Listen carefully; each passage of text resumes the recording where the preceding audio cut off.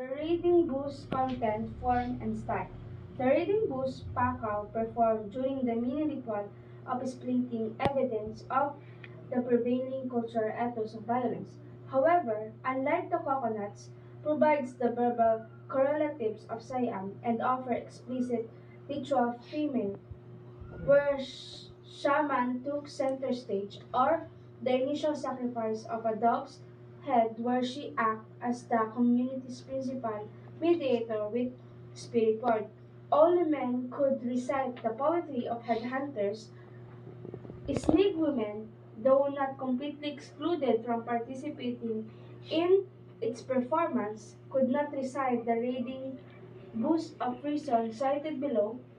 Instead, in style akin to call and response, they shouted the words of approval or encouragement after each orator's recital of his deeds of valor.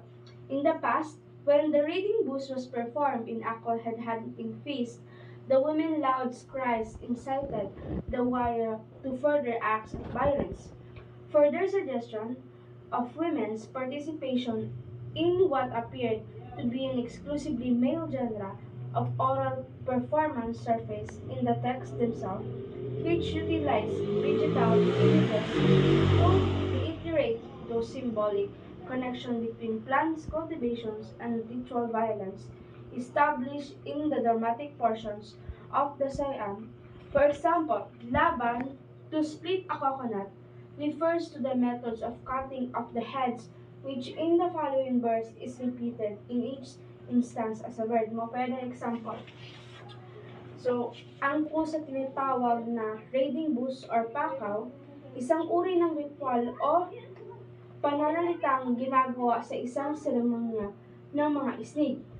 Ang raiding boost or pakaw ay isang ritual na sinasabi habang ginaganap ang paghahati ng niyog sa isang seremonya. Ito ay parang talumpati o pagyayabang ng mga mandirigma tungkol sa kanilang mga nagawang kabayanihan, lalo na sa pakikitikma o pangangayaw or ang headhunting. Ipinapakita nito ang kultura ng karahasan na umiiral noon sa kanilang lipunan. Sa ritual na ito, mga lalaki lamang ang maaaring bumigkas o magsalaysay ng mga tula o kwento ng kanilang kabayanihan. Hindi pinapayagang magbigkas ang mga babae, pero hindi sila ganap na inaalis sa ritual. Ang papel ng mga babae ay sumigaw o magbigay ng suporta at paghihikayat matapos magsalita ang bawat lalaki. Noong unang panahon, ang kanilang sigaw ay nakapag-udyok pa sa mga mandirigma na gumawa ng mas maraming marahas na gawain.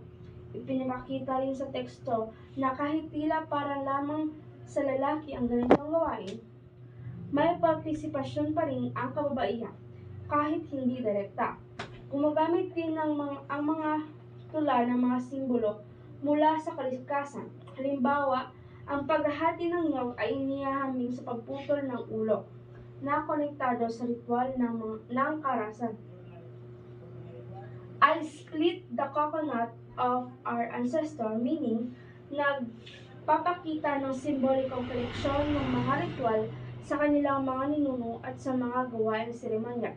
Sa madaling salita, ang teksto ay nagpapaliwanag ng isang sinaunang ritual kung saan ipinapakita ng mga lalaki ang kanilang tapang sa pamamagitan ng pananalita, habang ang mga babae naman ay sumusuporta sa pamamagitan ng sigaw at ang lahat na ito ay konektado sa kanilang paniniwala at kultura noon.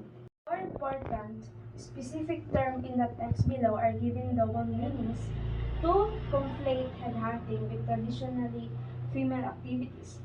Dayas and bayaw ordinarily refer to pounding rice with a wooden pestle in a wooden mortar, an exclusively female chore, but when used in raiding boost, this term means to rush at an enemy or to spear the enemy without losing hold of the spear.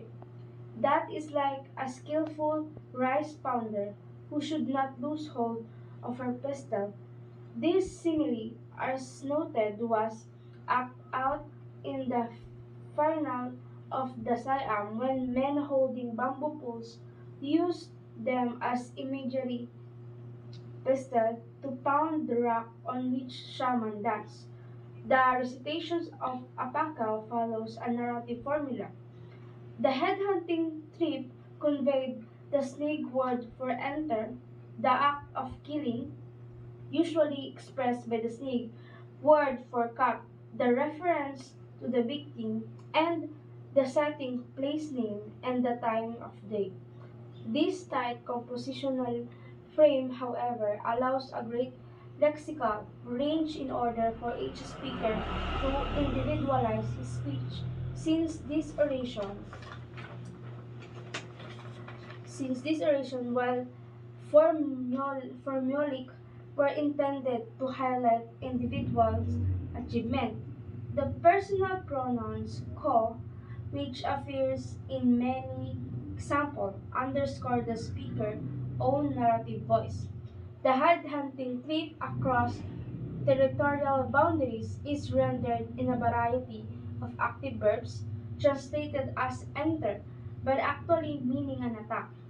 This statement is followed immediately by a brief narrative of violent act of which the greatest number of variant occurs. May an example. Mm. So, may mga salitang karaniwang ginagamit sa gawain ng kababaihan tulad ng ang dayas at bayo is tumutukoy sa pagdurog ng palay. Kadalasan may ng gawaing pambabae. Pero sa reading boost, ang mga ito ay nangangahulugang pag-atake o pananaksak sa kalaban. Ipinapakita nito na pinag-uugnay ang gawaing pambabae at karahasan ng lalaki sa pamamagitan ng wika. Instruktura ng pagkukwento o ang formula. Ang pakaw ay may pattern na sinusunod. Pagpunta sa lugar or enter ng ibig sabihin ay paglusob. Pagpatay is ang pagkat. Pagbanggit sa biktima, lugar at oras ng pangyayari. Kahit pare-pareho ang format, bawat nagsasalita ay pwedeng gawing personal at kakaiba ang kanyang kwento.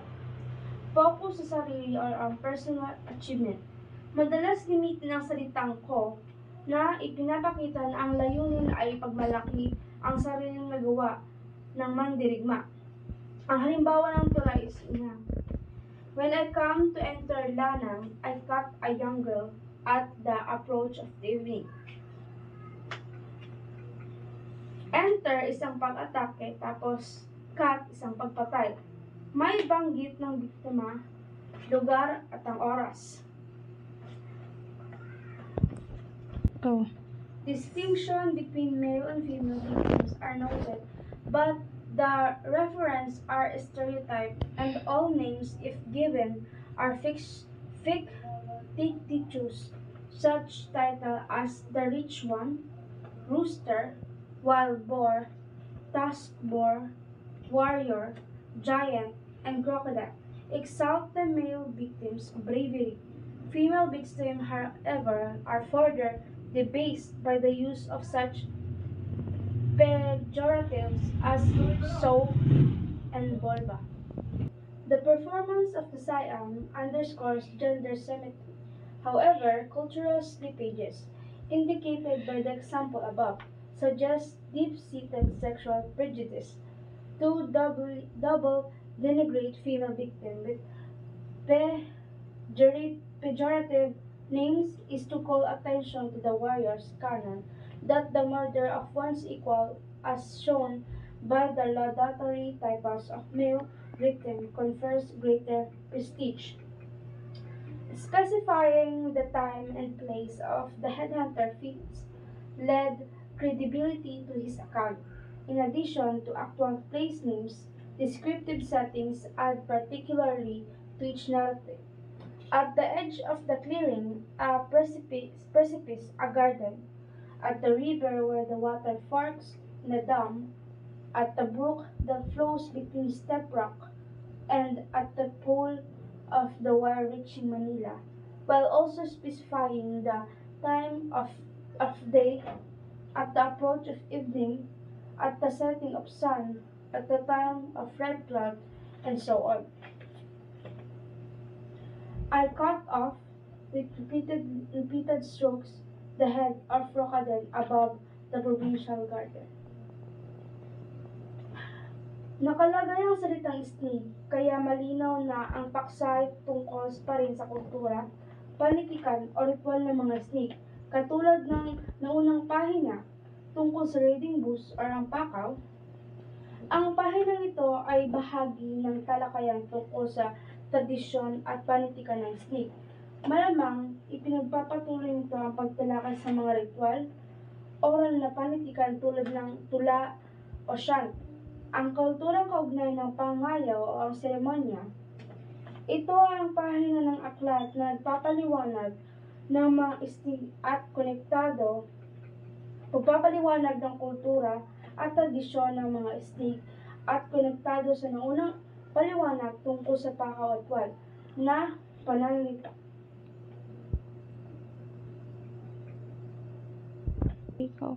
Provincial Garden. In the original text, which rhymes with the victims' fictitious names, indicate the level of risk the orator undertakes in the particular ventures to the provincial capital. Throughout most of the Spanish colonial period, until the American takeover of the Luzon Cordillera, Snig headhunter continued to trade and hunt heads in Christianized areas and along the border towns. English loan phrases appearing in the Pakaw are indicate of the speaker intent to impress the audience not only with his cultural knowledge and linguistic flair, but also with his daring crossing into Christian territory. Such textual interpolation suggests not only a break from traditional semantic but also the creation of new cultural meaning. The naming of territorial border cross in the act of taking heads reconstructs the warrior's mission as an offensive against Christianized lowlanders and, for example below, especially against government force. In the following speech, the orator chooses Nagbiglagan for his headhunting destination because it fulfills the prosodic requirements that calls for a place name to run with the verbs nagbilag or sand. Etymology refers to the supposedly large number of corpses laid out to dry or bilag in a completely barren area, fully exposed to the scorching heat of the noonday sun. In the orator's imaginations, this barrenness is due to the heat generated by warriors in combat. Hence, the verb kill is synonymous with sun, which is fierce enough to sear all vegetation. Once more, the poet's ecological frame of mind becomes clear to scorch, inflame, sear, and burn are birds also associated with Sweden preparation. More importantly, the orator of the name Nagbiglagan attests of his knowledge of crucial point in Snig history. Provincial garden, ang terminong ito ay hindi literal. Ito ay ginagamit para ipakita ang antas ng mga panganib ng pagpunta ng mandirigma sa lugar ng kalaban. Noong unang panahon ng Kastila hanggang Amerikano, ang mga Snig ay nangangayo o nag-headhunting at pumapasok sa mga Kristiyanisadong lugar o ito na lowlands na ang ibig sabihin mas delikado at mas kahanga-hanga ang ginagawa ng mandirigma kapag tumawid siya sa teritoryo ng iba. Paggamit ng ibang salita or ang English at ang ibang termino, may halong ibang wika tulad ng Ingles sa Pakaw, layunin nito na mapabilib ang tagapakinig, ipakita ang talino at kakayahan sa wika at ang tapang sa pagpasok sa ibang kultura at teritoryo. Ang kahulugan naman ng nagbiglagan, pinili ang salitang nabiglagan dahil tumutugma ito sa tunog na rhyme. May malalim na kahulugan ng ibig malalim na kahulugan. Ang bilag ay may kahulugang pagbilad sa araw na inuugnay sa mga bangkay na nakabilad sa init ng araw. Kaya ang pagbatay ay inihahambing sa init ng araw na nakasusunog. Parang sinasabi na ang mandirigma ay parang araw na sumusunog sa kalaban. Halimbawa ng linya, which is I entered na biglagan ay sand na ang kahulugan na entered, pumasok para umatake, at sand na ang ibig sabihin naman, pinatay ang kalaban. Ang kahalagahan ng lugar, ang nabiglagan ay hindi lang basta pangalan. May kasaysayan na dadaanan papunta sa Ilocos Norte, which is Kristyanadong lugar. Ang pagpili ng lugar sa tula ay nagpapakita ng kaalaman ng mandirigma sa kasaysayan at geografiya. Go. Place name evoke memories of a specific historical event. The name Namaltugan, which means the place where the guns were shot, has its origins in one of the bloodiest massacres the Sneaks suffered during the Spanish colonial period. Informant whose accounts were recorded by missionaries in 1926 provided vivid details of that infamous event that occurred in the early 1890s during the feast honoring visiting Spanish militia. Having feasted on generous amount of food and drink provided by their Snig host, the soldier killed some 60 men, women, and children. Some 30 years later, an Snig elder provided testimony to this massacre. The lieutenant ordered his men to stand in a row that at the distance of few yards. When the military raised their gun, a young Snig, scenting treason, at once jumped up shouting and brandishing his head axe. A whole volley was fired at close range. Although without doubt the warrior of Luzon Cordillera hunted heads during the Spanish colonial period, Spanish soldiers also committed some of the most extreme acts of violence against them. For instance, they not only executed the rebel leader Manzano of his men, like the feared headhunters of Apayao, whom they set out to pacify and Christianize the Spaniard, also beheaded the rebels and displayed their heads, whether or not headhunting intensified as a result of this colonial act of terror cannot be ascertained from the historical record, but by the time the Americans attempted to govern Cagayan, Apayao, the land of the Snig already bore the title a nest of fierce and missiles headhunters. So, ang mga pangalan ay pinapakita ng tekstong ang kasaysayan ng karasan sa pagitan ng mga Snig at mga mananakop, lalo na ang mga Espanyol. Ang mga pangalan ng lugar tulad ng Namaltugan ay nagpapaalala ng mga madugong pangyayari gaya ng massacres kung saan pinatay ng mga sundalong Espanyol ang maraming Snig kahit sila ay pinakain at pinatuloy. Ipinapakita rin na parehong marahas ang magkabilang panig. Ang mga Snig ay may tradisyon ng headhunting, ngunit ang mga Espanyol ay gumawa rin ng malulupit na pagpatay at pagpapakita ng ulo ng mga